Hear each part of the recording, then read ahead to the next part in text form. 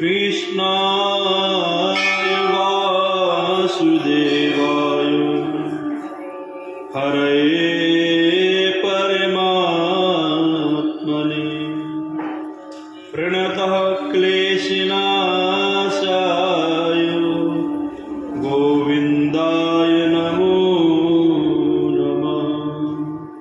गोविन्दाय नमो नमः।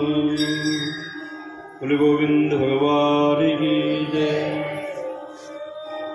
श्री राधा कृष्ण भगवान की जय।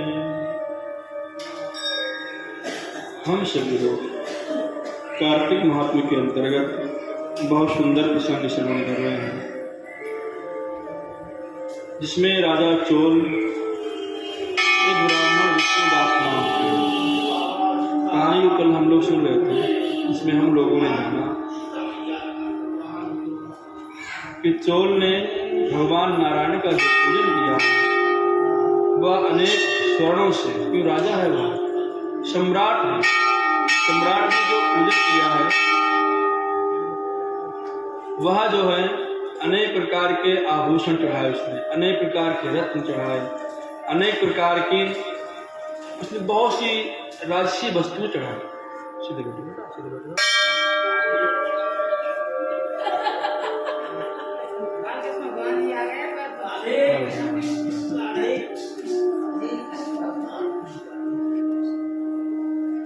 अनेक प्रकार की वस्तुएं चढ़ाई और विष्णुदास जब मंदिर में पूजन करने के लिए प्रवेश किया तो उसने जो है भगवान का जो पूजन किया है वह तुलसी पत्र के द्वारा पूजन किया। तो जो राजसी वस्तुएं थी वो सब ढक गई। राजा इससे बड़ा क्रोधित हुआ और उसने कहा, अरे मूर्ख पाखंडी, तू जानता नहीं है मैंने भगवान के इतने आभूषणों से इतनी दिव्य पूजा की और तूने तुक्ष तुलसी पत्रों से इनको ढक दिया। मुझे पता नहीं है, इधर देखो, तुम्हें पता नहीं है कि जो तुम्हारी पूजा है ये पाखंड वाली पूजा है और मैंने इतना सुंदर पूजन किया। उसने कहा धर्मदत्त ने कि देखो ऐसा है, जो आपने पूजन किया वो आपने अपने सामर्थ्य अनुसार पूजन किया और जो मैंने पूजन किया वह अपनी भक्ति भावना से जो हमारी सामर्थ्य उसके अनुसार पूजन किया। तो इसमें कौन सा पाखंड है? इसमें कहाँ पाखंड है? हर व्यक्ति अपनी इच्छा अनुसार पूजन करता है, अपने सामर्थ्य अनुसार पूजन करता है। राजा थोड़ा घमंड में था। राजा ने कहा, अरे बड़े बड़े उपदेश दे रहा है, तुम्हें अब तक कितने यज्ञ किए हैं? हमने तो इतने यज्ञ कर डाले हैं विष्णु के, विष्णु यज्ञ नारायण को प्रसन्न करने के लिए हमने इतने नारायण के मंदिर बनवाए और तुमने आज तक क्या किया? वे तुक्ष सा पूजन। चलो ऐसा करते हैं, हम लोग शर्त लगा लेते हैं कि पहले भगवान को कौन प्रसन्न करेगा, किसको भगवान आकर के सबसे पहले दर्शन देंगे। और राजा ने उस वक्त मुद्गल नाम के ऋषि को बुला करके यज्ञ प्रारंभ किया, विष्णु यज्ञ प्रारंभ किया भगवान नारायण की प्रसन्नता के लिए। उस ब्राह्मण ने वहीं पर तुलसी का वन लगाया और तुलसी का वन लगा करके भगवान की नित्य पूजा प्रारंभ की। जिसके पास जैसी सामर्थ्य वह सब पूजा करता था, वह नित्य पूजन करता था। एक दिन की बात है, उसने दोपहर में भगवान के लिए भोग लगाने के लिए सुंदर सा भोजन तैयार किया और कुछ कार्य करने के लिए चला गया। तब तक क्या हुआ, कोई आया उसको भोजन चुरा करके लेके चला गया। भोजन चुरा के जब लेके चला गया, उसने विचार किया शाम के समय यदि हम दोबारा भोजन बनाएंगे तो बहुत टाइम लग जाएगा, दोबारा रसोई बनाने में बड़ा टाइम लगेगा, भगवान का भोजन पूरा रह जाएगा। इसीलिए आज जैसी व्यवस्था है उसी व्यवस्था में हम अपना काम चलाते हैं। और उस रात में भगवान का पूजन करके केवल मात्र जल का आहार लिया और दूसरा दिन जब प्रारंभ हुआ विष्णुदास का, फिर उसने नित्य क्रिया की, भगवान का पूजन किया, भगवान के लिए पाक तैयार किया। रसोई कभी अपने लिए नहीं बनाता था, भगवान के लिए बनाता था। और उधर राजा चोल जो है एक के बाद एक यज्ञ दान करते जा रहे हैं। इधर इसका काम है नित्य भगवान का पूजन करना, जो भी है उसे चढ़ाना, भगवान को अर्पित करना, भगवान के नाम संकीर्तन करना, इसका यही केवल मात्र काम है। और जो बनाया भगवान का भोग लगाया। दूसरे दिन इसने भोजन तैयार किया तो दूसरे दिन का भी भोजन को चुरा करके लेके चला गया। दूसरे दिन पर ही व्यवस्था रही, बेचारा पानी पी करके सो गया। तीसरा दिन प्रारंभ हुआ। इस प्रकार से लगातार 7 दिन तक यह भोजन बनाता था और भोजन को चुरा लेता था। लेकिन दोबारा इसलिए नहीं बनाता था कि भगवान का कीर्तन छूटेगा, जो हमारी दिनचर्या है वह छूट जाएगी, भगवान का नित्य पूजन करते हैं वह छूट जाएगा, इसीलिए रोज 2 बार भोजन न बनाकर के केवल मात्र 1 बार भोजन बनाता था, 1 ही बार आहार लेकर ग्रहण करता था। जब इसका 7 दिन तक एक भोजन को चुराता रहा, उसने मन में विचार किया कि आज वह चेक करते हैं, देखते हैं कि आखिर भोजन नहीं खुल जाता है। तो उसने देखा कि चांडाल है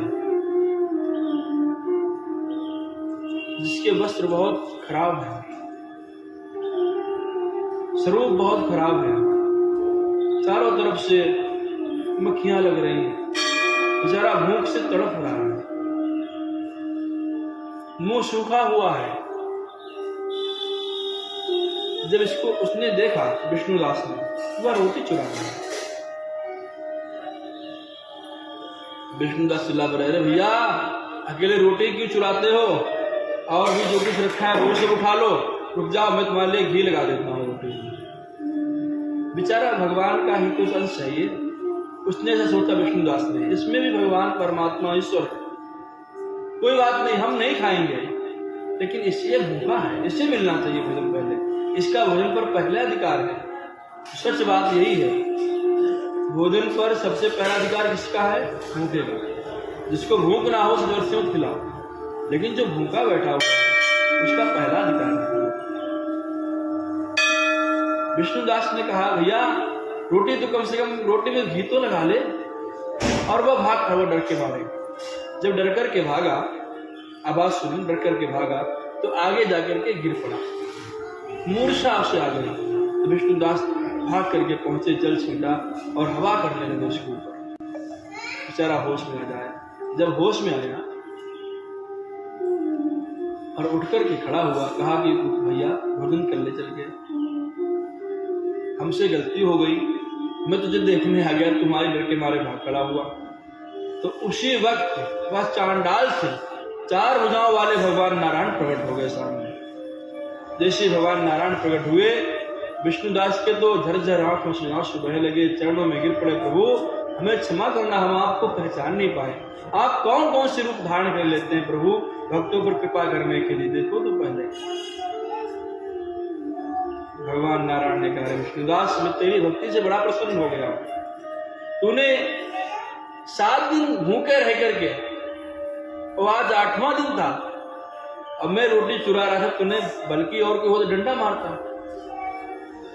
तूने वो नहीं किया, तूने मेरी भूख को समझा, इसे तुझ पर बहुत प्रसन्न हूं, अब तू जो है नित्य पार्षद बन जा। भगवान ने उसे अपना ही स्वरूप प्रदान कर दिया, विष्णुदास को अपना ही स्वरूप प्रदान कर दिया। उसका नाम हुआ पूर्णशील, पूर्णशील नाम रख दिया उसका। भगवान के जो 4 पार्षद है ना, जय विजय पूर्णशील शील, तो पूर्णशील नाम का पार्षद बना भगवान का, नित्य पार्षद। भगवान ने उसे अपने द्वार पे खड़ा कर दिया, पूर्णशील भगवान ने उसे अपने द्वार पे खड़ा कर दिया। बेटा जो अंतरात्मा से भक्ति करता है, जो अब तो केवल अपने अंदर ही नहीं दूसरे के अंदर भी भगवान समझता है कि इसके अंदर भी भगवान है, इसके अंदर भी ईश्वर है, वही महान है, वही भक्त महान है। और जो केवल एक सीमित छोटी अवस्था में ही भगवान को सुनता है, भगवान तो व्यापक है, व्यापक अर्थात वो हर कण में है, हर जगह है, हर वस्तु में है। और जो व्यापक सत्ता को न समझ कर केवल मात्र छोटे आकार में भगवान को समझना चाहता है, वह भगवान का भक्त सबसे निम्न कोटि वाला भक्त है। और उत्तम भक्त केवल मात्र वही है जो भगवान को व्यापक समझता है, हर पशु में, हर पक्षी में, हर वृक्ष में, हर मानव में। भगवान ने उसे 4 भुजाएं प्रदान की। विष्णुदास को अपने साथ में बैकुंठ लेकर के, जब बैकुंठ जा रहे थे तो राजा चोल ने देखा कि अरे जो विष्णुदास ने शर्त लगाई थी उसे भगवान की प्राप्ति हो गई है, वह भगवान नारायण के साथ में विष्णु लोक को जा रहा है। तो तुरंत मुद्गल ऋषि से कहा, महाराज आपने कैसा यज्ञ कराया और यज्ञ करने से क्या मुझे फायदा हुआ, मैं तो हार गया हूं उस शर्त में। और उस वक्त क्योंकि चोल बचपन से ही भक्ति में लगा रहा, इसीलिए उसकी कोई संतान नहीं हुई थी। चोल ने अपने भांजे को गद्दी पर बैठाया और कहा कि ऐसे दाओ, ऐसा मेरा जीवन क्या है, मैंने इतना व्रत किया, मैंने इतना दान किया, इतने यज्ञ किए, इससे क्या लाभ मुझे हुआ। और मुद्गल ऋषि से कहा कि महाराज मैं आज से तो ये मुझे लगता है कि सब कुछ बेकार है, जो भगवान इससे प्रसन्न ही नहीं होते हैं। मुद्गल को भी बड़ा खराब लगा और उन्होंने भी अपनी चुटिया उखाड़ के फेंक दी यज्ञशाला में। महाराज मैं भी ये कराना बंद कर दूंगा। मेरा कहने का आशय ये नहीं कि ये करना बंद कर दो, हाँ यह करना बंद मत करो, लेकिन ये है कि जो आपकी प्रथम भक्ति वह अंतरात्मा से निकलती है, अंदर से होती भक्ति। केवल दिखावा करना एक अलग विषय है। तो मुद्गल ऋषि ने कहा कि भैया हम भी यज्ञ कराना बंद कर देंगे।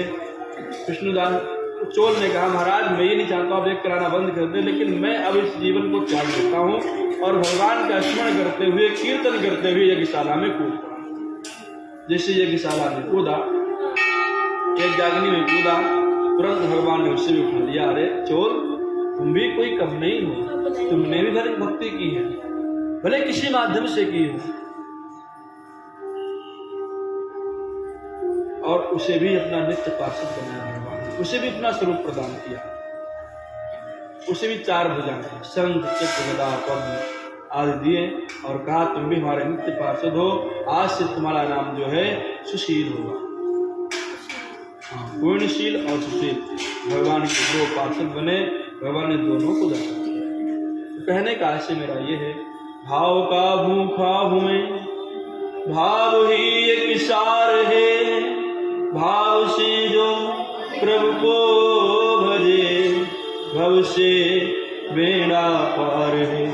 कुल मिलाकर के जो भगवान को, जिसके पास धन नहीं है कोई बात नहीं है, लेकिन सुंदर भाव तो होना चाहिए, है ना। जिसके पास कुछ नहीं है कोई बात नहीं है, लेकिन सुंदर भाव हो, भगवान पर सुंदर एक भाव हो। अगर भाव नहीं है, आप मंदिर आए बड़ा दिखावा कि आप ये लाए वो लाए सब कुछ चढ़ाया, ठीक ना, कोई बात नहीं, आप बहुत कुछ नहीं ला सकते, तुलसी पत्र लेकर के आओ भगवान के लिए। सुंदर भाव तो हो कि हम मंदिर जा रहे हैं भगवान के लिए, केवल दिखावा ना हो, कुछ लेकर के जाएंगे। हमारे पास जो है चलो ठीक वही सही। तो सुदामा के अंदर भाव था कि भगवान से मिलने जा रहे हैं तो कुछ ना कुछ लेकर के तो जाएं। और टूटे चावल लेकर के गए, ध्यान देना, वह टूटे चावल लेकर के गए। भगवान ने देखो उन्हें क्या से क्या बना दिया, जिसमें सुंदर भाव ही नहीं है, तो भगवान भी कहां से प्रसन्न हो जाएंगे, है नहीं। तो सुंदर भाव बनाओ, इससे भगवान प्रसन्न होते हैं। बोले गोविंद भगवान की जय। राधे राधे गोविंद गो